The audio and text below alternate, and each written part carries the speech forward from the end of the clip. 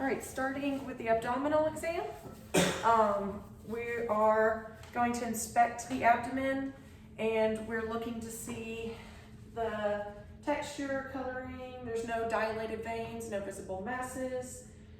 His abdomen is slightly protuberant, normal color, texture, no visible masses, lesions, ulcerations, no striae. We're gonna look and see that there is no pulsation visible, because if there was any pulsation visible in the abdomen, that could indicate a AAA, and we wouldn't want to palpate that for risk of rupture. First, in the abdomen, we're gonna auscultate. We're gonna auscultate for up to 5 minutes in all 4 quadrants. We're gonna start in the right lower quadrant and move our way up and around.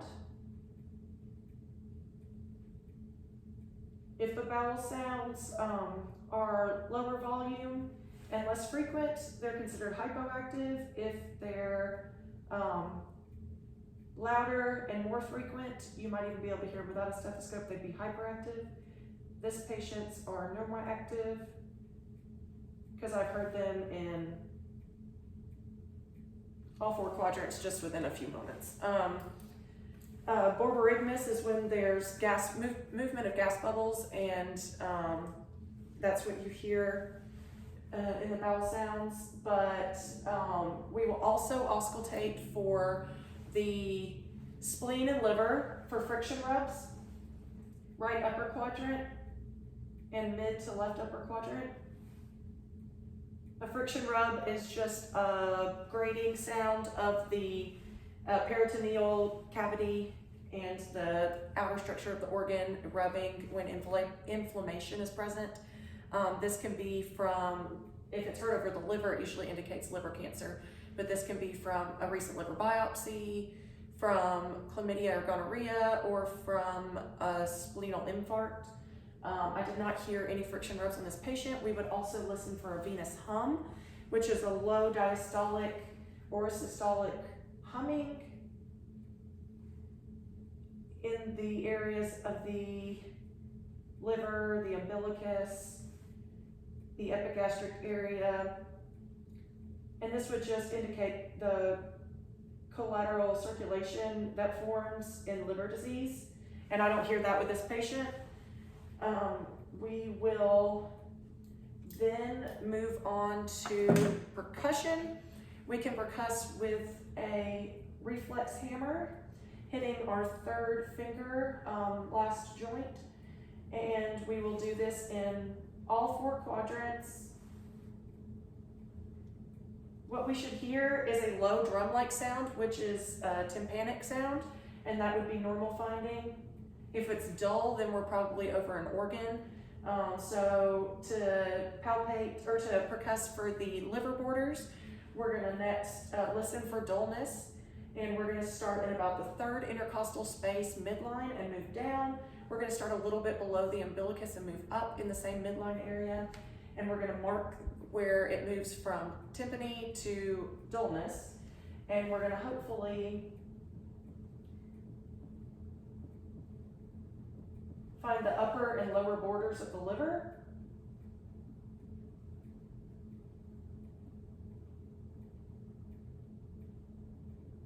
Right there.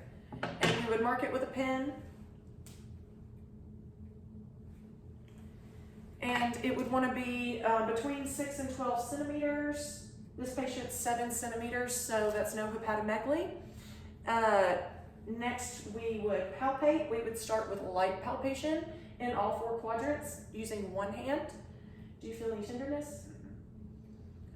And feeling for masses, for lifts and heaves, for any kind of like weird pulsating, vibratory movements. You might even feel some movements of some gastric contents. I'm not feeling anything, any masses, any guarding, anything like that. So we can move on to deep palpation using 2 hands. Any tenderness? I'm not feeling any masses.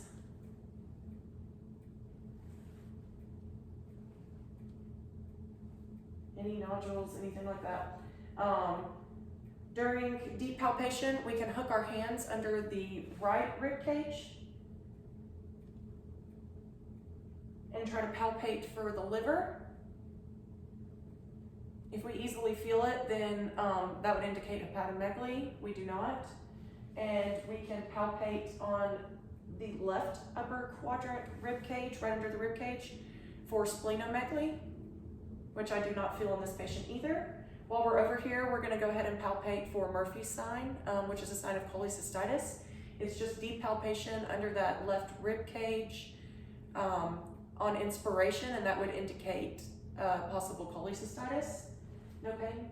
So no cholecystitis, negative Murphy's sign, and we would next do the test for appendicitis, which include the psoas sign, which is just the tensing of the iliopsoas muscle by lifting the leg.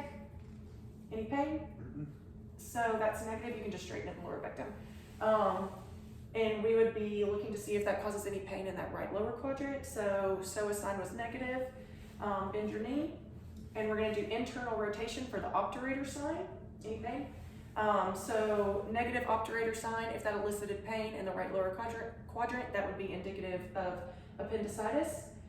Next we can do Rossfing's sign, which utilizes rebound tenderness to tell us if we push down in the left lower quadrant, and when we lift up, do you feel any pain?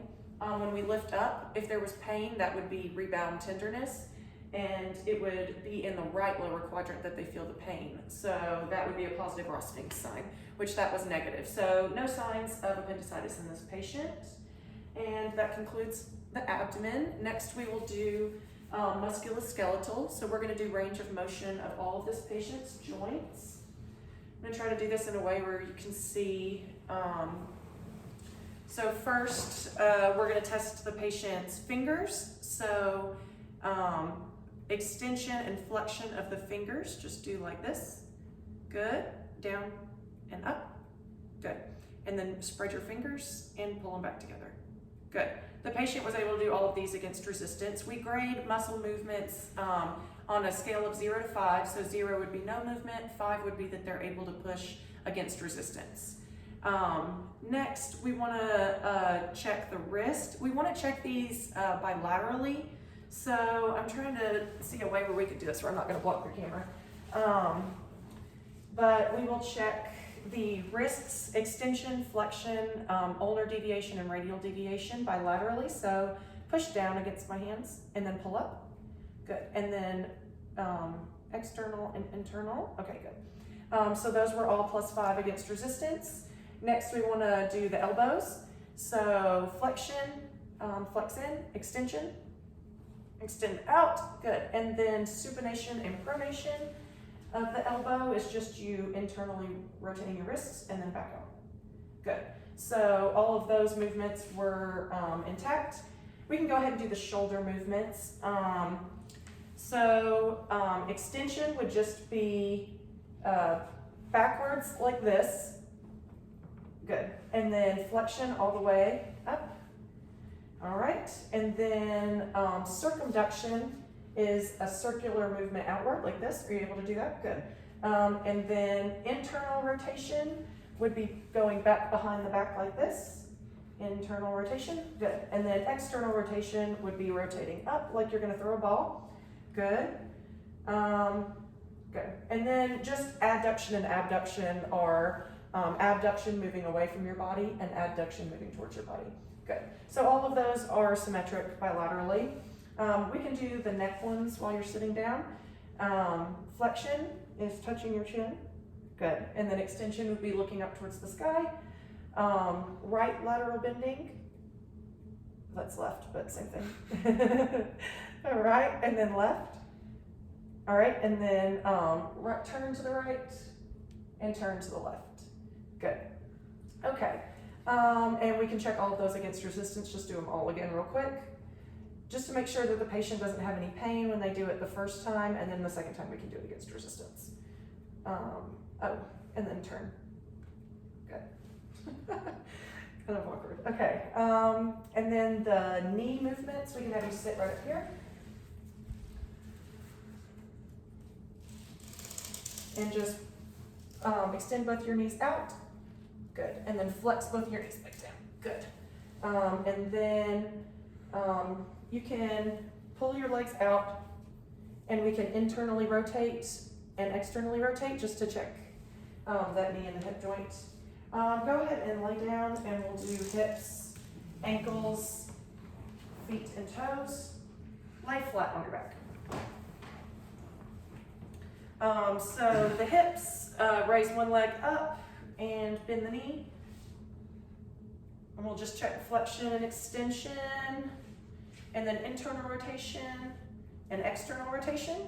Good. And on the other side? No pain? And when he's here, we would want to roll on your side a little bit. We would want to palpate the hip joint on each side. Any pain? I would do the same on the other side. Roll back. We'll check the ankle joints. As they show me. Okay. Push down like you're pushing on the gas. Pull up. Good. Internal rotation. Good. External. Good. All right. Now your toes down and back. Good. All right. So he's +5 muscle strength against resistance on everything that we've checked. And we've, knee tests. We're gonna wanna check his knees for a few different things. We're gonna wanna check the LCL, the MCL, the ACL, and the PCL, and then the meniscus. So the LCL and PCL are tested using valgus and varus pressure. So to push inward, we're gonna put our hand right here. I'm gonna push inward on that MCL, that's valgus pressure, and then I'm gonna pull outward against that LCL, and that's varus pressure. Any pain? So we would just assume, normally we conduct this on both knees. We would assume that there's nothing wrong with the LCL or PCL. Next, you can set your foot like that. 45-degree angle. We would sit on the foot, which I can't really do in this angle, but put both of our thumbs right here, and we're gonna be pushing in. Any pain? Pulling out. We would feel like a looseness, like a laxicity in the joint there. If there was a outward is a problem with the PCL, and inward is a problem with the ACL. So we didn't feel either of those on the drawer test. Next, we would want to do the meniscus. This is done with the McMurray test. So it's a slight rotation of the hip, and we put the patient's knee in this 90-degree angle, and then we just want to have them push out while we're putting pressure on that outside part as they're going down, if that makes sense from this angle in the video. And you're just wanting to slightly turn that way, and we're just going to put pressure on the meniscus as he's straightening that leg back out.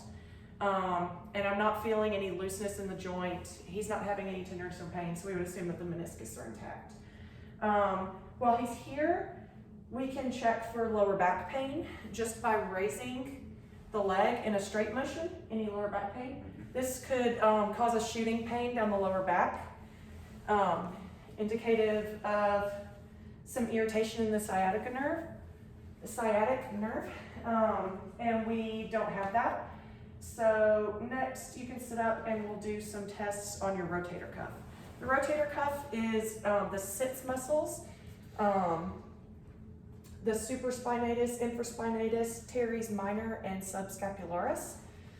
We can test this by the subscapular or the supraspinatus by what's called the drop arm test. So I'm just going to have you raise your arm up and then slowly lower it back down. You can go a little faster than that. Okay. So if that had dropped in a motion where he was unable to control it, then that could indicate a tear in that supraspinatus muscle. So that was intact. That was the result that we want. And it was a smooth, controlled movement down. Next, we would want to check the infraspinatus and the teres minor. You can do these in a couple different ways, but you really want to do just internal rotation, external rotation. So we can raise the arm up like he's going to throw a ball, and just practice going down And each time we can apply a little more resistance. And we want to do it while we're palpating that joint. And we want to feel for any clicking, popping, crepitus. I'm not feeling any of that. Any pain? Okay, so we would assume that those two parts are intact. And you can apply pressure right here just to feel, see if there's any tenderness. No tenderness? Okay, and then the last test, the last two tests is, one's called the lift-off test. You can have the patient put their arm behind their back on the affected arm and just lift that arm away from the back. And that can check the subscapularis muscles. And this patient's able to do that well with no pain. So, and then next is the Apley scratch test. You can stand up and turn around backwards so they can see this. So we would just have the patient, it's like this. And we would want to see that they have symmetric on each side. You don't have to scratch your back, but just that they have symmetric flexibility on each side. You're not even close. Do it again. Okay, you'll do the other side. But he is symmetric, so that's fine. And no pain when he does it. So all those rotator cuff muscles are intact from what we're seeing. So you can go ahead and sit back down. Oh, and we would check for scoliosis and lower back pain while we have him standing up. So go ahead and go this way. So to check for lower back pain, we already had him raise his leg to check the sciatic nerve, but we would also want to look at these iliac crests. We'd want to look at the bony prominences around here, make sure there's no like swelling or redness. We're not feeling any masses or lesions or hardness. And we'll have the patient flex and bend over and bend down as we're checking for scoliosis. And we can feel the spinous process is straight. You can stand back up. So we're kind of doing all that at the same time. There's a tool you can use to check for scoliosis in this position, but we're looking to see that there's no winging of the scapula, that these shoulder blades are even and straight, everything's symmetric. He's not standing with one hip higher than the other. So everything looks good, and we're going to check for point sensitivity over the spinous processes down here. So we're just going to palpate everything around the iliac crests, moving down in the sacral region and palpating the spinous processes to see if there's anything, any shooting pain when we're palpating the spinous process, anything? No. Okay, so that just checked for scoliosis and lower back pain. We've checked your rotator cuff, we've done the knee tests, carpal tunnel. One of the last things we'll check is carpal tunnel. There's two tests for this. We want to educate the patient about, especially people that work from home and have a lot of use with keyboards and things like that, but it would be numbness in the first 3.5 fingers. So we could see that they have numbness, or we could ask them if they have numbness tingling in those first 3 fingers. No? And we can turn their wrist over and have them extend it out a little bit, and the medial nerve runs right here up towards the ring finger. And so we would just hit on that, and we can use our reflex hammer, might be easier. Do you feel any numbness, tingling, shooting pain when I do that? Okay, so that one is Tinel's test, and it's negative. The other test we could do is have the patient take both their arms together and push down in this motion, and that would do the same thing, shooting pain or numbness, tingling, anything. That's called Fallon's test, and that one was negative as well. You can sit down. So we tested for carpal tunnel, we tested for the knees, the shoulders, scoliosis. I think that's everything for musculoskeletal. Now we'll move on to neuro. For this, if you just want to walk across the front, I'm going to check your gait.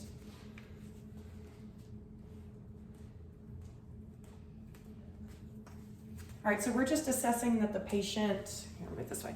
We're just assessing that the patient is walking in a fluid, comfortable manner, no steppage gait, and they're not dizzy, they're not like tripping or moving side to side or anything. Next, we're gonna do some coordination tests, so what's called Romberg's. You'll close your eyes, and the patient would stand like this for a full minute, and once they begin to close their eyes, sometimes they'll lose their coordination and they'll drift a little bit. But this Romberg's test is negative for this patient. We don't have to wait the whole minute.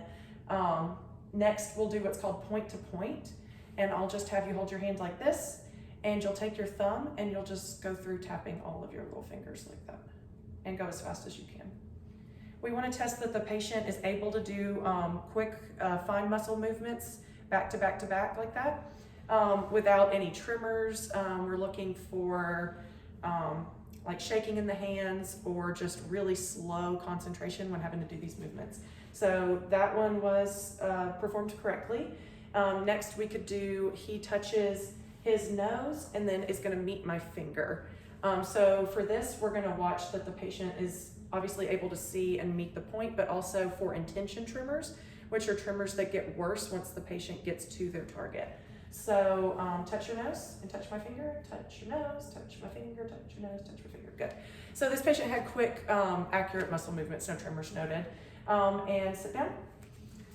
Next, we would check that he can run his heel down his shin. So run your heel down your shin on each side. He was able to do this correctly. And pronator drift. Pronator drift is just having your hands up like this, stretched all the way out. Close your eyes. And sometimes the patients will drift if there's the lack of coordination when they close their eyes, and this is negative. He is able to hold his hands intact. They stay. So that's all the tests for coordination. Next, we're gonna do what's called graphesthesia. So I'm gonna write something in the patient's hand and they tell me what I'm writing. So close your eyes and I'm gonna write a number in your hand. Can you tell me the number? 8. All right, and then I'm gonna write another number in this hand. 5. Yes. All right, so the patient was able to distinguish which number I wrote in his hand with the graphesthesia test. Next, we'll do a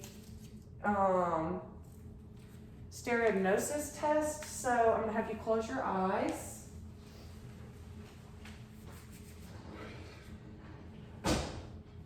And I'm gonna place something in your hand, which I forgot to get before this video started. Close your eyes. All right, tell me what object you feel. Coin. Good. All right, so normally we would test this with a few different objects. I actually forgot my paper clip. So we would put like a paper clip, something else, and we would make sure that the patient could differentiate between multiple objects in their hand. So he was able to tell me that that was a coin in his hand with his eyes closed, so that's a good sign for the stereognosis test. So after that, we will test deep tendon reflexes. So we will have the patient, we want to test your sensation as well. So I'm gonna get my Q-tip and we will just test multiple places. So we will check on the upper arms, forearms, hands, fingers, toes, feet, legs, for the patient can distinguish between sharp and dull. All right, so close your eyes. Sharp. Dull. Sharp. Dull. Sharp. Sharp. I'm checking his toes, and this would be especially important, and we would do it more thoroughly in a diabetic patient or someone with other causes of neuropathy. Dull. Dull. And we would do it for the legs as well. Sharp. Sharp. Okay. And this patient did have the discriminatory sensations of sharp and dull in arms, legs, feet, hands. So next we would do deep tendon reflexes. We'll have you sitting right there for that, and then we'll have you sit up here for your knees. For this one, there's a few different ones we'll check. We'll check the brachial, which is the C6 and C5 and C6. I'm sorry, the bicep, C5 and C6. Brachioradialis is also C5, C6. Tricep is C6, C7. We'll check patellar, which is lumbar 1, 2, and 3. And then we'll check the Achilles, which is S1. So first, let's do the bicep. We want to put our thumb right on the bicep tendon. And then sometimes all you're going to see is just like a slight flexing in the bicep. So you can strike your thumbnail for that. and we saw a slight reflex in there. All the reflexes are measured on a scale of 0 to 4, and so 0 would be absent, 1 would be weak, 2 would be brisk, and what we want to see, 3 is just very brisk, and 4 is a hyperreflex. So we'll move through. This one is brachioradialis, like I said, so we're just going to hit right there on that tendon, and you might not see very much. There we go.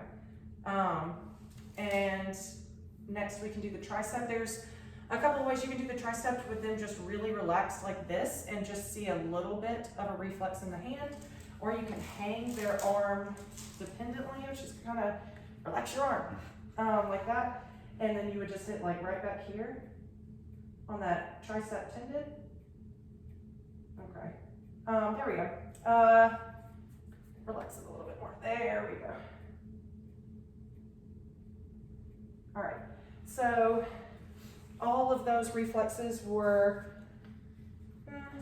+1, +2. And you can sit up here. We'll do the patellar and the Achilles. Like I said, the patellar is L1, 2, and 3. The Achilles is S1. So you can see, just completely relax your leg, let your foot hang. And this patient almost always doesn't have reflexes when he goes to the doctor, so probably not the best person to practice on. So we'll say that he has an absent reflex, or at least a 1 in the patellar.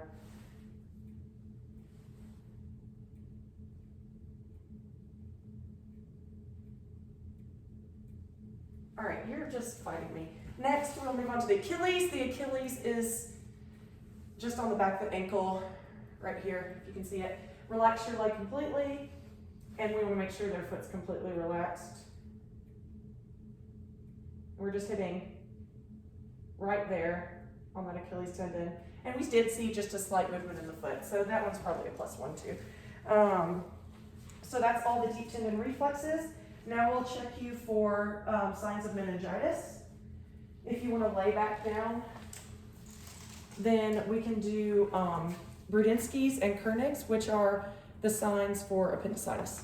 I'll have the patient lay down, and you want their head to be completely flat, and then just raise your head up, like just your neck, like you're doing a crunch. There you go. Did you feel any pain? Nope.